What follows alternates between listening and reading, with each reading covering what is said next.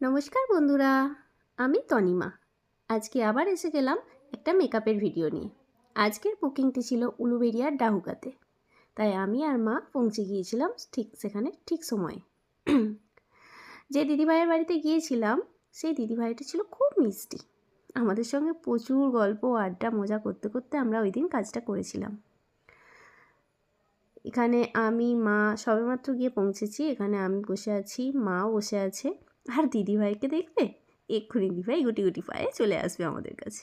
এই যে আমাদের মিষ্টি দিদিভাই। আর তারপরে কিছুক্ষণ দেরি হচ্ছিল দিদিভাইয়ের, আমরা একটু ঘুরে দেখছিলাম। ওনাদের ঠাকুর ঘরটা এত সুন্দর ছিল, দেখলে মন জুড়িয়ে যাবে। এই যে দিদিভাইয়ের শাড়ি, ওই দিন দিদিভাই এই শাড়িটা পরেছিল, বলেছিল যে 8 পৌড়ে করে পরবে। 8 পৌড়ে করে পরিয়ে দিয়েছিলাম, শুধু বলেছিল দিদিভাই আমি বান করব, তারপর পুরোটা তোমার উপর ছেড়ে দাও।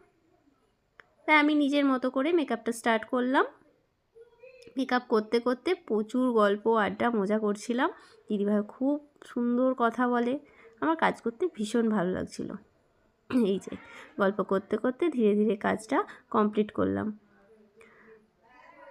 তারপরে আমরা আসলে এই দিদিভাইয়ের বুকিংটি ছিল ওনার জায়ের রিসেপশান। ওনার যাকেও আমি সাজিয়েছিলাম, সেই ভিডিওটা আমি আগেই পোস্ট করেছি। আর এটা তারপরে দিদিভাইকে আমি সাজাচ্ছি। দেখো কেমন লাগলো, তোমরা দেখে জানিও। আমার মেকআপ যদি তোমাদের ভালো লেগে থাকে, আমার কাজ যদি তোমাদের পছন্দ হয়ে থাকে, তাহলে তোমাদের স্পেশাল দিনে আমাকে বুকিং করতে পারো, আমার সঙ্গে কন্ট্যাক্ট করতে পারো পরে দেওয়া নাম্বারে। ততক্ষণের জন্য টাটা।